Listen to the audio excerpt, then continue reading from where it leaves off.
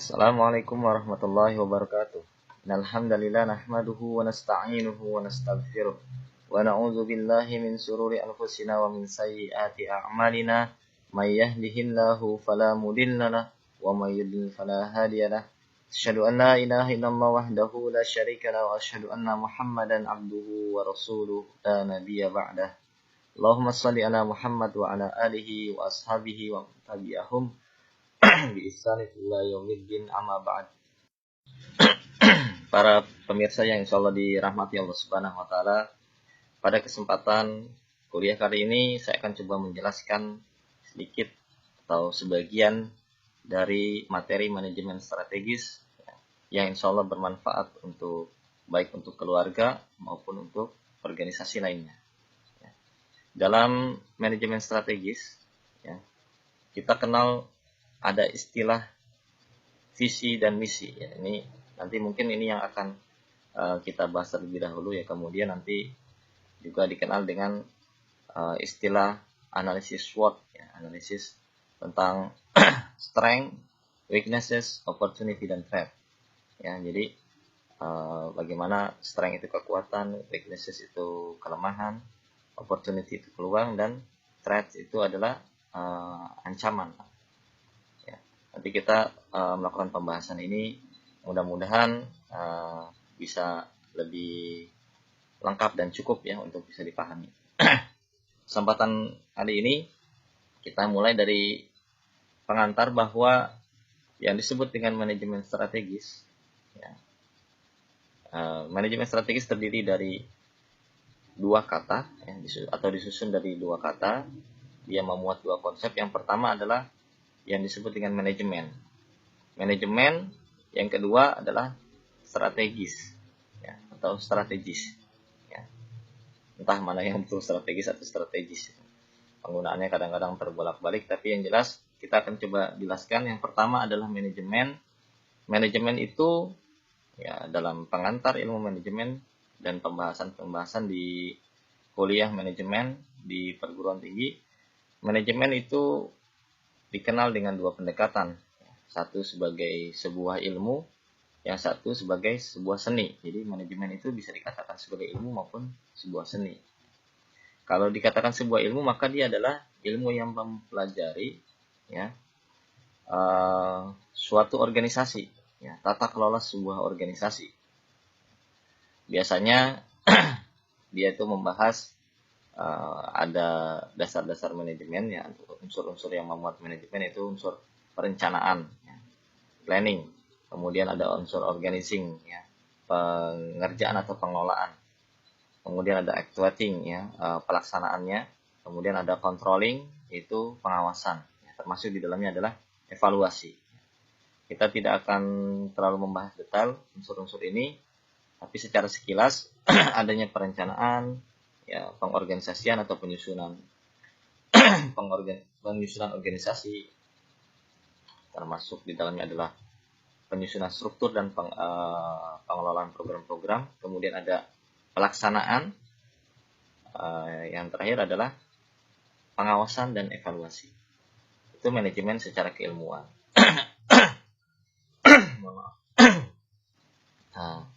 Suaranya sedang habis. Yang berikutnya adalah bisa didekati manajemen ini dengan pendekatan seni. Kalau disebut sebagai manajemen sebagai seni, itu berarti manajemen dari sisi praktek. Bagaimana praktek yang ringkas, bagaimana praktek yang efisien, bagaimana praktek yang elok, yang indah, yang rapi, dan lain sebagainya. Dua pendekatan ini karena dalam prakteknya ini berkembang di dunia bisnis. Manajemen itu ada yang lahir dari kajian, studi para akademisi, dan juga lahir pandangan-pandangan dari para praktisi. Para praktisi itu misalkan seorang bisnismen yang mengelola sebuah perusahaan, menyebutnya sebagai sebuah seni, sebagai sebuah pola tingkah yang diatur sedemikian rupa agar nampak indah, agar nampak hemat, nampak bagus, ringkas, dan lain sebagainya. Ini dua pendekatan. bisa saling mendukung. Yang jelas kalau dari sisi keilmuan tadi unsur-unsurnya sudah kita sebutkan ya. Yang berikutnya adalah istilah strategis, strategi atau strategik ya. Ini lahir kalau yang tadi manajemen berkembang di dunia bisnis, istilah strategi ini lahir dalam dunia militer. Istilah untuk militer dekat dengan perang ya. Jadi istilah strategi ini muncul dalam pengertian karena konteksnya adalah perang, adalah upaya untuk mengalahkan lawan. Kalau dipindahkan dalam dunia bisnis, upaya untuk memenangkan persaingan. Upaya untuk memenangkan persaingan, untuk mengalahkan musuh dan untuk memenangkan persaingan. Lebih seperti itu. Nanti ilmunya berkembang dalam keluarga, mungkin nanti kita geser lagi ke konteks yang lebih umum adalah upaya untuk mencapai sebuah tujuan. Oleh karenanya dalam manajemen strategis ini adalah tujuan nanti diistilahkan dengan visi. Istilahnya visi. Jadi karena sudah berkembang keilmuannya, studinya dikaji dan dievaluasi oleh para cerdik pandai, oleh para ilmuwan. Jadi manajemen strategis ini adalah bagaimana usaha kita, ya, usaha yang termanage, yang teratur, berarti usaha yang direncanakan, yang diorganisasikan, dilaksanakan, dan dievaluasi serta diawasi untuk mencapai sebuah tujuan atau sebuah visi. Kurang lebih manajemen strategis itu seperti itu. Ya. Dari sini kemudian lanjut ada yang disebut misi, ya, visi misi. Kalau kita ikut organisasi kita biasa mendengar istilahnya visi misi. Dari visi inilah maka lahirnya sebuah misi. Ya. Dari adanya tujuan maka adanya sebuah misi, itu sebuah peran yang ditugaskan atau penugasan dari sebuah visi. Atau bisa kita katakan misi itu adalah sebuah kendaraan untuk mencapai visi. Bisa juga ia dikatakan sebagai sebuah alat untuk mendapatkan visi, untuk mencapai tujuan. Jadi kurang lebih misi itu adalah fungsi-fungsi yang dijalankan atau peran-peran yang yang dilaksanakan oleh seseorang untuk mencapai tujuannya. Nah, sementara pernah beberapa belakangan ini sempat terdengar adanya sebagian kalangan yang mempermasalahkan atau mendiskusikan, ya, lebih tepat istilah mendiskusikan, membuat diskursus apakah visi terlebih dahulu atau misi terlebih dahulu yang dibuat. Ya. Pada umumnya yang sudah disepakati dan banyak dikaji dalam manajemen strategis, maka visi ada sebelum misi. Ya. Secara singkat kita tidak perlu masuk ke dalam perdebatan yang panjang dengan ilustrasi yang sudah disebutkan tadi bahwa adanya tujuan, kemudian adanya alat untuk mencapai tujuan. Adanya tujuan, adanya kendaraan untuk mencapai tujuan. Meskipun nanti secara praktik bisa saja orang memiliki kendaraan terlebih dahulu, kemudian bisa juga memiliki alat terlebih dahulu, kemudian baru dia berpikir untuk menggunakannya atau menyusun perencanaan perjalanan ya, ketika punya kendaraan dan lain sebagainya. Ya. Tapi dalam pendekatan analisis manajemen strategis ini, kita biasa melakukan pembahasan atau bermula dari sebuah visi. Apakah visi itu? Visi kita sebut tadi secara sederhana adalah tujuan. Dalam bahasa aslinya vision. Vision itu artinya dream, mimpi. Mimpi tentang masa depan. Atau kalau kita gunakan istilah yang lebih tepat lagi untuk menjelaskan tujuan adalah gambaran masa depan. Visi adalah gambaran masa depan yang diangankan, yang diinginkan, yang dibayangkan, yang berusaha diraih. Jadi secara fitrah manusia hidup, ya, wallahu alam, saya tidak tahu orang yang tidak memiliki tujuan hidup, seharusnya tidak ada. Secara fitrah yang saya pahami, visi itu fitrah. Orang membayangkan sesuatu di masa depan itu fitrah. Meskipun nanti masa depannya itu ada yang jangkanya pendek, mungkin hitungan bulan nanti kita mau ngapain. Kemudian atau ada yang panjang nanti beberapa tahun yang akan datang atau di masa tua akan terjadi dan lain sebagainya. Jadi visi itu adalah gambaran tentang masa depan, ya, baik itu disebut sebagai mimpi ya, maupun sebagai sebuah perencanaan. Artinya nanti ya, karena manajemen juga membahas perencanaan. Artinya kalau kita mimpi itu ada ya, secara katakan tidak sengaja, tidak dibuat secara kita tidak merencanakan mencapai tujuan, tapi kita sudah mengangan-angankan atau sudah membayangkan atau sudah bermimpi, baik secara mimpi secara konkret langsung ya, secara denotatif maupun secara konotasi ya. Secara denotasi maksudnya betul-betul mimpi, kita mimpi membayangkan sesuatu, atau karena diceritakan dan lain sebagainya, kita mengangan-angankan karena mendapatkan gambaran tertentu.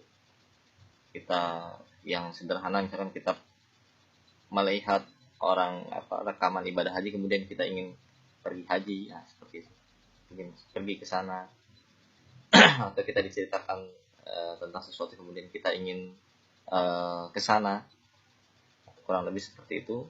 Atau mimpi yang memang dibayang-bayangkan, direncanakan, seperti halnya disebut sebagai cita-cita. Cita-cita yang biasanya dilekatkan dengan profesi tertentu. Merencanakan saya nanti ingin menjadi polisi, saya ingin menjadi dokter. Biasanya anak-anak diarahkan atau yang sering terdengar cita-cita ingin menjadi dokter, menjadi polisi, pilot, dan lain sebagainya. Nah, di sini mungkin perlu kita pelajari dan kita koreksi kalau kita punya bayangan yang salah atau punya mimpi-mimpi yang ya boleh jadi nanti keliru ya, atau kurang tepat dan harus diperbaiki. Ada beberapa orang yang katakanlah itu mimpinya mimpi buruk ya, ada orang yang bermimpi ternyata mimpi buruk atau membayangkan sesuatu yang ya keliru. Jadi banyak orang yang salah dalam menyusun visi ya, atau keliru keliru, dia tidak tepat membayangkan, seperti halnya seorang laki-laki yang membayangkan menjadi seorang perempuan, kita katakan salah ya, itu keliru. Atau misalkan ada orang yang ingin menjadi manusia yang ingin menjadi burung, dalam pengertian berhayal memiliki sayap, berbeda dengan ya akhirnya menyusun strategi bahwa gimana bisa terbang seperti burung ya, kemudian membuat teknologi pesawat dan sebagainya. Artinya bisa on the track visi itu, bisa juga menyimpang ya, salah, atau bisa juga mimpi itu menjadi kadaluarsa, expired, yang harus diperbaharui. Mimpi bisa expired ya, dengan perkembangan teknologi yang demikian maju dan lain sebagainya.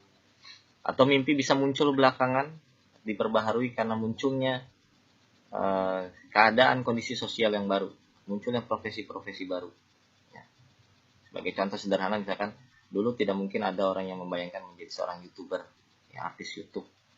Sekarang mungkin anak-anak atau remaja sudah sebagian, saya pengen nanti menjadi artis YouTube yang terkenal, kemudian punya penghasilan dari sana, kemudian punya follower dan bisa dan lain sebagainya.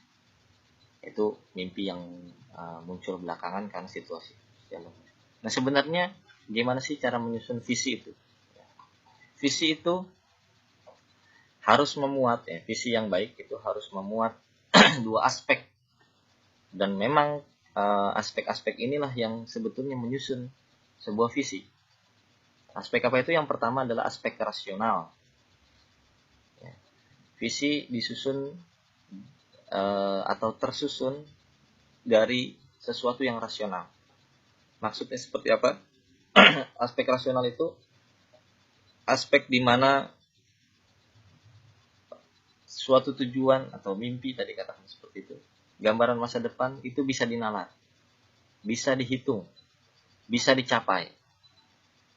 Karena bisa dicapai maka dia memiliki durasi kapan dia bisa dicapai. Makanya para pakar manajemen kontemporer itu menyarankan agar setiap visi itu disebutkan batas finishnya, garis akhirnya atau batasan waktunya. Ya, kita lihat di beberapa organisasi besar itu sudah ketika ada piagam visi misinya, ya, visinya biasanya disebutkan angkanya, misalkan menjadi bangsa, menjadi universitas berkelas internasional yang terdepan dalam teknologi terapan pada tahun 2040 misalkan seperti itu, ya, atau menjadi perusahaan distribusi pakaian terbesar di Indonesia pada tahun 2030 misalkan seperti itu. Kenapa disebutkan durasi waktunya atau garis batasnya? Itu untuk mengukur rasionalitas dan untuk menilai, ya, kalau tadi kita sebutkan manajemen itu ada evaluasi, ya, ada pengawasan, sehingga nanti dampaknya adalah ada keberhasilan, ada kegagalan. Begitu juga visi itu nanti ada yang, karena kita visi itu adalah capaian, ya, bisa tercapai bisa tidak tercapai, dia tujuan yang bisa kita sampai ke sana atau tidak sampai ke sana.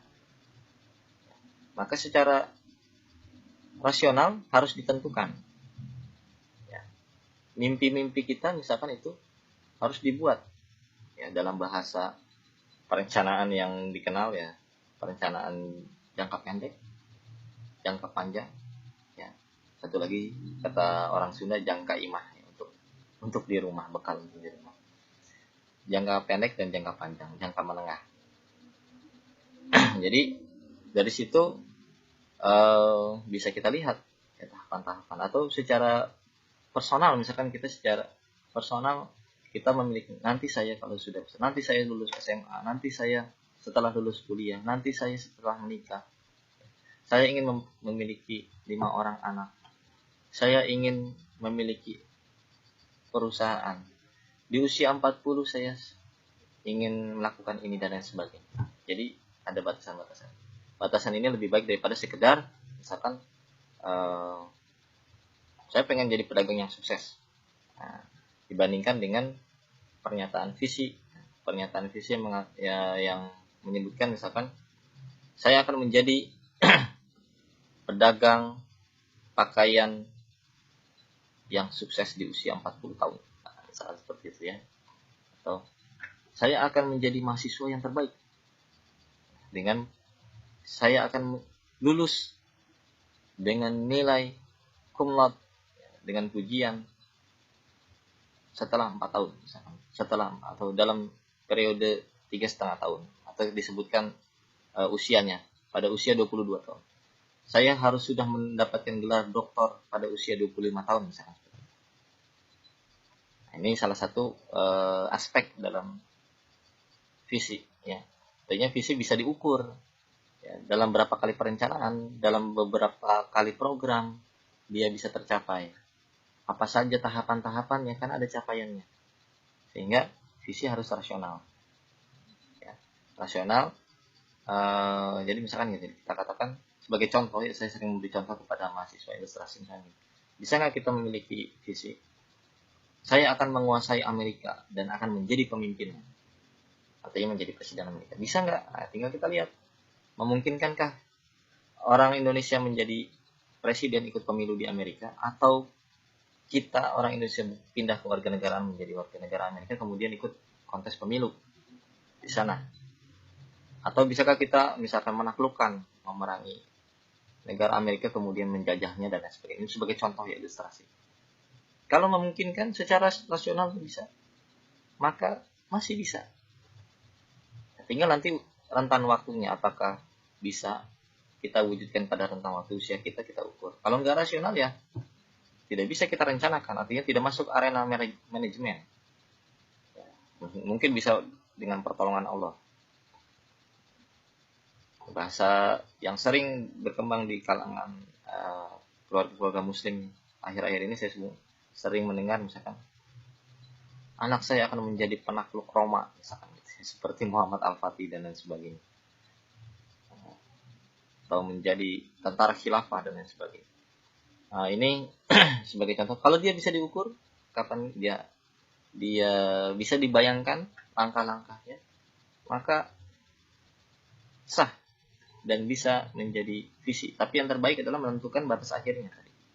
Kalau tidak bisa disebutkan ya tidak. Saya atau anak saya mungkin. Ini agak ragu menyusun. Saya atau anak saya harus jadi gubernur. Nah, ini agak ragu, ini cita-cita atau khayalan atau mimpi yang ya betul-betul khayalan mungkin ya. Kalau yang masuk visi dalam konteks manajemen adalah yang tergambar langsung. Ya. Kurang tepat juga dalam konteks manajemen kalau kita katakan bahwa saya waktu itu beberapa kali kasih ke mahasiswa, sebutkan mimpi kamu atau tuliskan visi hidup kamu.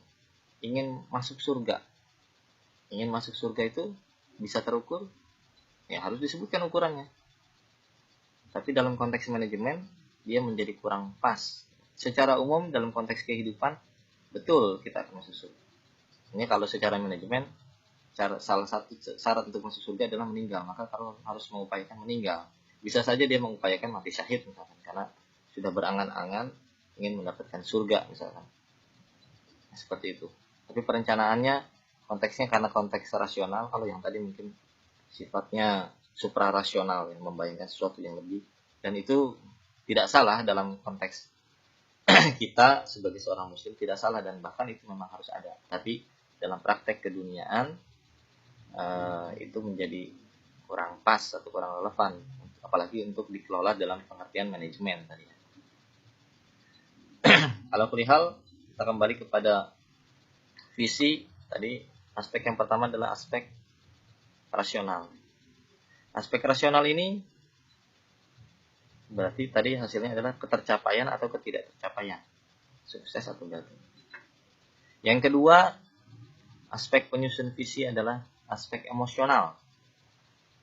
Aspek emosionalnya seperti apa? Jadi ada dua aspek ya dalam penyusun visi misi. Ada visi disusun atau tersusun dari aspek rasional dan aspek emosional. Aspek emosional adalah aspek latar belakang. Sesuatu yang menjadi gambaran karena pernah digambarkan atau pernah dialami. Seorang yang katakan saya ingin semua masyarakat mendapatkan, sebagai contoh ini, pengobatan gratis. Kenapa? Dia pernah mengalami susahnya berobat dan mahalnya, atau pernah melihat orang tuanya mengalami meninggal karena tidak bisa berobat, karena tidak punya uang misalkan. Atau setelah itu dia akhirnya bercita-cita menjadi dokter karena ingin mengobati orang lain.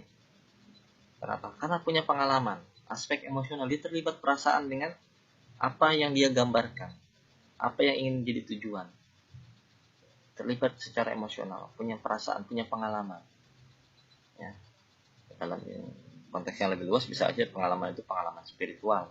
Tadi mimpi, dapat mimpi, bisa seperti itu. Tapi konteks manajerial di sini punya pengalaman berarti dia punya pengalaman, punya latar belakang, ya. Pernah bekerja, pernah berorganisasi, pernah mengalami di dunia keluarga, pernah dialami pada masa kecil. Kenapa unsur ini menjadi penting untuk dijelaskan, dan memang visi itu harus melibatkan aspek emosional. Di sini nanti akan dilihat greget atau upaya, ya, seberapa keras dia mencapai visi. Seorang yang tidak punya ikatan emosional dengan visinya, itu tidak akan bergerak, dan ketika visinya tidak tercapai, dia juga tidak akan merasa galau, tidak akan merasa berat. Ya, meskipun nanti persoalan lain kalau dia setelah berat, ya memang harus jangan berlama-lama, misalkan dia depresi, tidak ya. Tapi paling tidak ketika visi itu tidak tercapai, dia merasa gagal, dia merasa salah, dia merasa sesuatu yang kurang. Ini dari konteks aspek emosi terhadap visinya. terhadap pernyataan visi. Ya. Artinya kalau misalkan gini, ada orang mengatakan saya ingin menjadi sukses, saya menjadi pengusaha tahu pada usia 20, pengusaha tahu yang sukses. Nah sekarang usia dia 29, tapi dia sama sekali belum pernah berjualan tahu atau tahu produksi tahu. Kemudian kita katakan, Anda mengatakan bahwa di usia 40 Anda menjadi pengusaha tahu yang sukses. Sekarang usia Anda 39 dan Anda masih menjadi seorang guru. Nah, kemudian dia tidak respon apa-apa, tidak menyesal, tidak memiliki greget. Artinya itu bukan visi dia sebetulnya, itu hanya pernyataan mainnya saja. Saya akan menjadi seorang tentara, misalnya. Tapi di usia 25 tidak ada gelagat atau ciri-ciri bahwa dia ke arah sana, tidak pernah berolahraga, tidak pernah mendaftar. Ternyata dia malah asik misalkan belajar di pesantren. Kemudian artinya ini bukan visinya. Saya tidak mengatakan mana yang benar dan mana yang paling baik ya. Tapi ini konteksnya adalah bagaimana membayangkan visi. Saya ingin menjadi seorang pakar tafsir. Tentu dia mempelajari Al-Quran. Kalau dia santai-santai, kita katakan itu bukan visi dia. Saya ingin menjadi penghafal Al-Quran di usia remaja atau di usia yang masih belia. Saya ingin hafal Al-Quran sebelum saya menikah. Tapi di usia 20 dia belum terlihat menghafal Al-Quran sama sekali. Kita bisa katakan bahwa ini bukan visi dia. Itu hanya angan-angan saja. Angan-angan kosong, khayalan, bukan mimpi yang terencana. Visi dalam konteks manajemen tentu memiliki perencanaan. Mimpi yang terorganisir, mimpi yang terlaksana, mimpi yang terawasi, mimpi yang terevaluasi. Dari unsur ilmu manajemen. Ya, jadi kembali tadi bahwa visi itu memiliki dua aspek atau tersusun dari dua aspek. Aspek rasional, aspek ketercapaian, keterukuran, dan aspek emosional, aspek latar belakang, ikatan perasaan, dan gairah untuk mendapatkan sesuatu, untuk mencapai tujuan tersebut. Oleh karenanya, seorang yang visioner tentu harus memiliki visi yang baik. Tidak dikatakan visioner atau memiliki visi yang baik ketika dia tidak bisa menjelaskan atau tidak memenuhi unsur-unsur tadi. Ya. Dia bukan salahnya ya, sebagian saya sempat mendengar ada salahnya orang karena memiliki visi dulu sehingga dia hidupnya ternyata tidak baik dan tidak sesuai. Padahal ternyata salahnya dia menyusun visi dengan tidak baik, ya, tidak menyusun visi yang keliru. Nah dalam konteks manajemen strategis juga karena ada aspek ketercapaian tadi, kenapa dibatasi punya capaian durasi tertentu, karena visi juga bisa dievaluasi. Kembali ke konteks manajemen, visi bisa berubah. Artinya ketika dia menyadari, ya seperti tadi visi bisa muncul belakangan, menjadi YouTuber misalkan, atau visi itu bisa berubah. Ya seperti halnya ada orang yang misalkan bercita-cita ingin memiliki menjadi distributor es batu. Mungkin 20 tahun yang lalu masih ada orang yang pengen menjadi distributor es batu sekota Bogor, atau memiliki yang sekarang juga sudah mulai punah misalkan jam tangan, meskipun masih terus bertarung ya teknologinya. Ingin menjadi pedagang atau memiliki pabrik jam tangan terbesar di Pulau Jawa misalnya. Tapi ternyata sekarang orang melihat jam melalui smartphone. Nah ini kan bisa dirubah. Ternyata sudah gagal.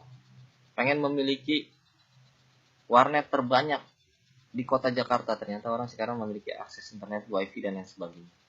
Nah ini harus dievaluasi ketika muncul teknologi. Munculnya teknologi 4G misalkan, itu pasti mengevaluasi para perusahaan atau orang yang bergerak di bidang dunia internet. Munculnya apalagi sekarang teknologi e-money, ya, tiba-tiba muncul mimpi untuk memiliki perusahaan fintech misalnya. Dengan munculnya mimpi baru tentu ada mimpi yang juga hilang misalnya, mimpi yang musnah. Jadi dan visi itu harus diperbaharui. Ketika gagal dia harus bangkit dan manusia harus hidup dengan mimpinya.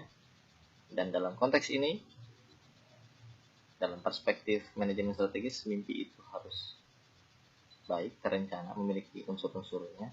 Kemudian kalau itu tidak tercapai maka harus diperbaharui. Ya. Tidak salah memperbaharui visi. Ya, itu adalah kewajiban juga. Salahnya adalah salah langkah-langkah dalam mencapai visi sebelumnya. Ya, yang kesalahan ada terjadi dalam langkah-langkah perencanaannya, pengorganisasian, praktek pelaksanaan, pengawasan, dan evaluasinya. Setelah evaluasi ditentukan bahwa ternyata kita salah melangkah, salah merencanakan, sehingga harus disusun visi yang baru. Atau sebagai contoh misalkan saya punya visi dulu, selagi usia SMP saya ingin menikah muda, ingin memiliki istri dan 5 orang anak. Nah sekarang sudah tercapai, anak saya sudah 6 dan saya harus punya, atau itu sudah berhasil, katakan saya visi tidak harus satu, itu katakanlah visi berketurunan saya, tapi visi bersosial saya mungkin terhadap masyarakat saya ingin memiliki sebuah perkampungan dengan sistem tertentu. Nah ini belum tercapai. Artinya jangan juga cuma sekedar profesi saja. Ya, apalagi kalau melibatkan aspek emosional, apa emosi kita cuma memikirkan diri kita, apa tidak terkait dengan lingkungan, dengan keluarga besar, dengan bangsa, dengan masyarakat, peradaban dan sebagainya. Jadi banyak hal. Sebagai resum, ya, ringkasan dari semua yang telah kita bicarakan. Yang pertama tadi kita sudah memahami apa itu manajemen strategis. Kemudian dalam manajemen strategis ada namanya visi misi. Kita telah membahas panjang lebar tentang bagaimana cara menyusun visi dan apa itu visi, sehingga kita bisa memahami dengan baik. Insyaallah bahwa nantinya insyaallah kesempatan akan datang kita akan coba bahas bagaimana coba menganalisisnya. Ya. Tentunya keterkaitannya dengan misi, ya misi meskipun kita tidak bahas secara detail, misi itu adalah tugas-tugas, ya, hasil dari perencanaan, pengorganisasian, dan pelaksanaan dari visi. Ya. Yang penting visinya dulu. Mudah-mudahan kita menjadi seorang yang visioner dan bisa menyusun visi. Yang belum punya visi dari sekarang, visi usia 40 tahun, visi 60 tahun, visi terhadap diri, terhadap keluarga, terhadap anak, visi terhadap masyarakat, terhadap bangsa dan negara bisa. Demikian, mudah-mudahan bermanfaat. Billahi taufiq wal hidayah. Assalamualaikum warahmatullahi wabarakatuh.